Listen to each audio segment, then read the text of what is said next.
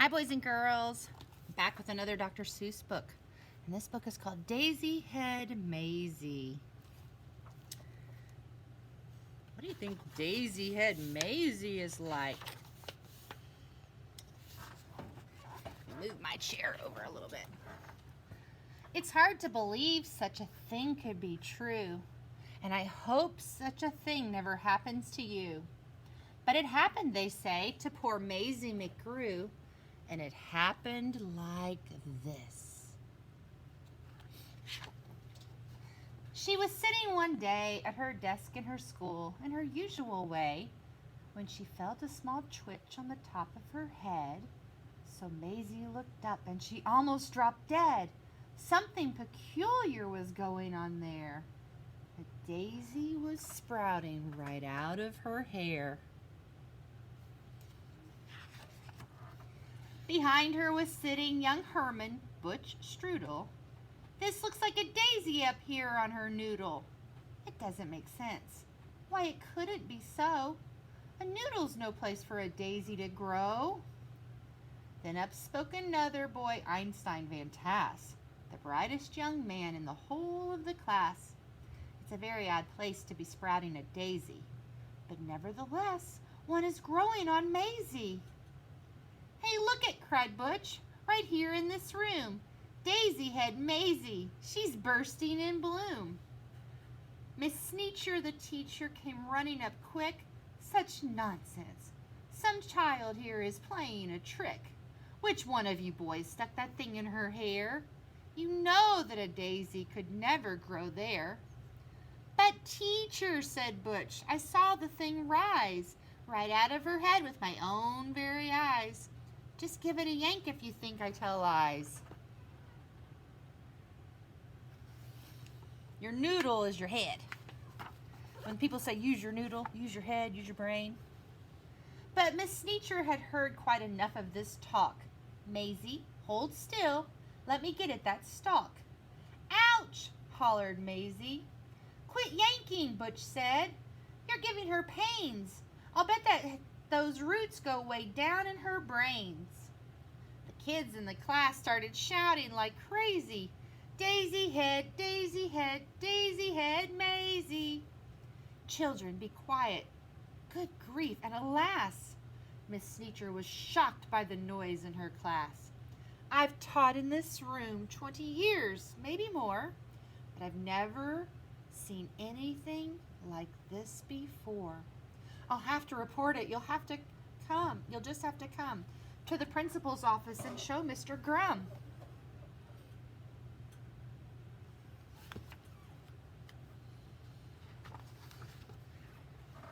Now the principal, good Mr. Gregory Grum, was a very wise man, just as smart as they come. He knew more than anyone else in this nation about long division and multiplication. He knew all the answers. Why oceans are deep, why skies are so high, and why mountains are steep. He should have the answer to this thing on Mayzie. My word, he declared, it's a genuine daisy. I've seen them quite often in fields growing wild, but never before on the head of a child. Now what in the world ever made this thing sprout? I have no idea, but I'm going to find out.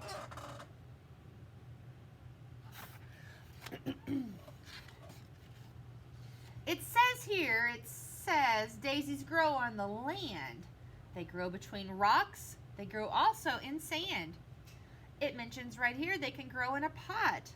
But mention the head of a girl, it does not. Daisy, it says, sometimes grow in Alaska. Also Missouri, Rhode Island, Nebraska. They grow in Japan and in Spain and Peru, in India, France, and in Idaho too. They grow in South Boston and also in Rome. But why should they grow on this little girl's dome? What's her dome? Her head. It's dome-shaped, right? It's another word for head. Say, look it, said Mayzie. It's wilting. It's drooping. How wonderful, Mayzie. It soon will be dead. You'll get rid of that daisy. In just a few minutes our troubles will pass, declared Mr. Grum. take her back to the class.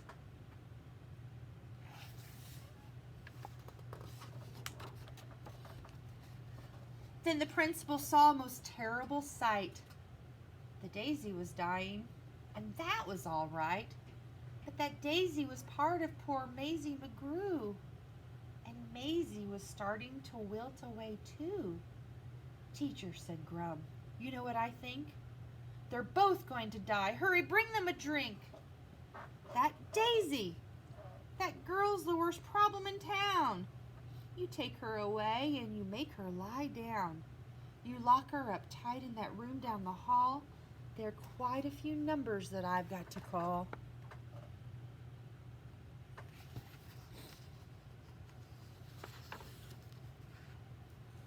Get Maisie's parents on the end of the line. I need them here quickly while there is still time. On the phone, Maisie's mom asked, what's all this fuss? Then, goodness to Bessie, I'll catch the next bus. A call to the shoe store reached Mr. McGrew. He answered while holding a customer's shoe. Yes, this is, oh no, I really must go.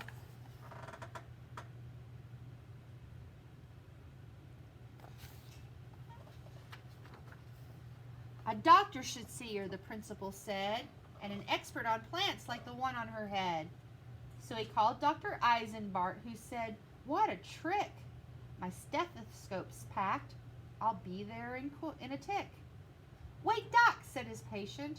I'll come along too. My brother's a vet, and he knows this McGrew. When he heard, Finch the florist grabbed for his shears. I'll be there just as soon as my truck can shift gears. So they got the parents, a doctor, a veterinarian, and a florist. Meanwhile, poor Mayzie lay down on a couch. The daisy slumped down on its leaves in a slouch. But the window was open because it was warm, and the sweet-smelling daisy attracted a swarm of bees. Buzz. Bees, bees!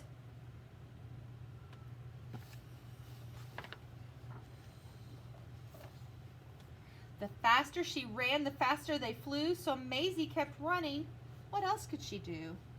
She attempted to hide behind Officer Thatcher, who cupped out his hat like a bumblebee catcher.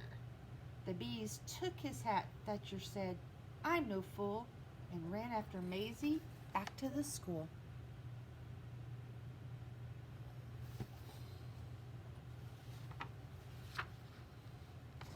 Principal Grum didn't know what to do. It's worse, cried Miss Sneecher. Much worse than we feared. The daisy and Mayzie have both disappeared. Behind her came charging Mr. McGrew, chased by a customer chasing his shoe, Finch the florist, Dr. Eisenbart too, Dr. Eisenbart's patient, and Mrs. McGrew.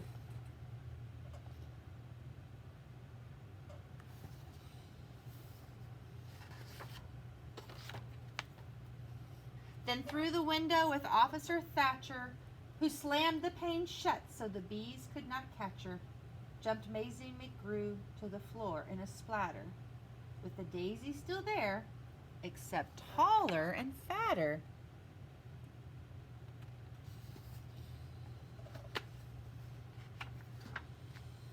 My poor little daughter, the daisy, it's true. I'm going to faint, cried Mrs. McGrew. Tut, tut, said the florist. There's no need for tears, just because there's a daisy between her two ears. I'll snip it right off with my sharp pruning shears. She's my patient, don't touch her. You must stand apart. We have to have room, said Dr. Eisenbart. I think that Mayzie and her plant could help me get a research grant.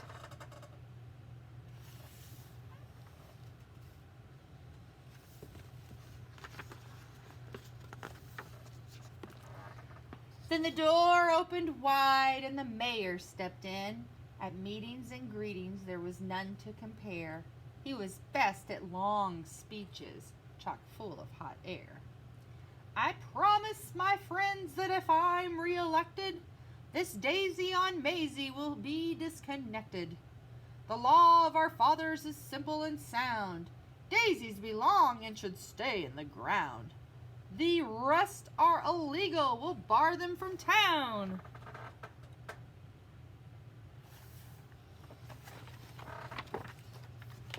From the back came a voice, sometimes loud, sometimes slick, of a wheeler and dealer who knew every trick. I'm Finagle the agent. You've heard of me, I'm sure. I represent young what's-his-name and others now on tour. But Mayzie, you're so special. Please let me shake your hand. Your talent is a wondrous thing, unique in all the land. Daisy Head Mayzie, spelled out in bright light, will draw kids in the day and parents at night. Daisy Head Mayzie, you've got quite an act. Just stick with me, kid, and sign this contract. Your flower needs to sign too.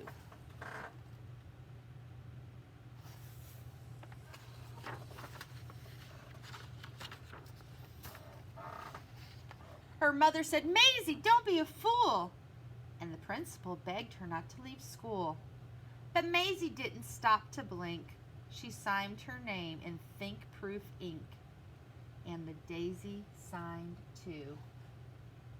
Daisy head fever was gripping the nation. It had quickly become a worldwide sensation. Look at the guy on the news. Now everybody seems to want a daisy on their head.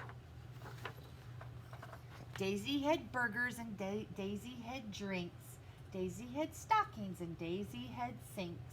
Daisy head buttons and daisy head bows. Mayzie was famous, the star of her shows. Fame had knocked on Maizie's door. Now she had it all and more. Piles of money stacked in tins.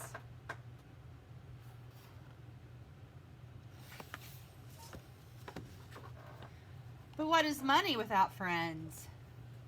A dream had led her far astray. That was the price she had to pay. Mayzie McGrew ran night and day, nowhere to go, nowhere to stay, because she was sure that everyone must have written her off in total disgust. Over and over again in her head, these are the words that poor Mayzie said. I can never go home. Nobody loves me. Nobody loves me. Nobody loves me.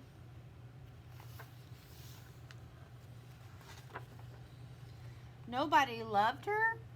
Poor Mayzie McGrew. It's hard to believe such a thing could be true. And maybe that's why, then, this daisy above, when Mayzie below began talking of love, well, you know about daisies. When love is in doubt, the job of a daisy is try and find out. They love her not. They love her not. Don't worry, Mayzie. They love you. They love me. Well, that's how it all happened. The thing went away, and Mayzie McGrew is quite happy today, back at her studies and doing just great in all of her subjects in room number 8. And concerning that daisy, you know that it never grew out of the top of her head again, ever. Well, it practically never popped up there again, excepting occasionally, just now and then. Ting! And after all, I'm getting used to it. The end. Daisy Head Mayzie by Dr. Seuss.